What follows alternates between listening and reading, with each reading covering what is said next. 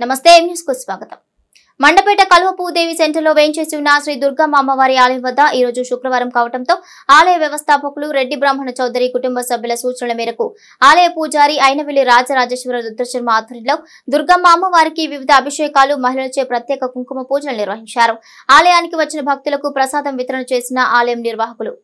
Mandapeta కల్వపూదేవి centre లో వేంచేసి ఉన్న శ్రీ దుర్గమ్మ ఆలయానికి శుక్రవారం కావడంతో భక్తులు వేకువజాము నుండి అధిక సంఖ్యలో తరలివచ్చి అమ్మవారిని దర్శించుకున్నారు. ఆలయ వ్యవస్థాపకులు రెడ్డి బ్రాహ్మణ చౌదరి కుటుంబ సభ్యుల సూచనల మేరకు ఆలయ పూజారి అయినవిల్లి రాజరాజేశ్వర రుద్రశర్మ సమక్షంలో అమ్మవారికి వేకువజామున అభిషేకాలు నిర్వహించారు. అనంతరం మహిళలచే ప్రత్యేక కుంకుమ పూజలు నిర్వహించారు. ఆలయానికి వచ్చిన భక్తులకు ప్రసాదం వితరణ చేసిన ఆలయం నిర్వాహకులు.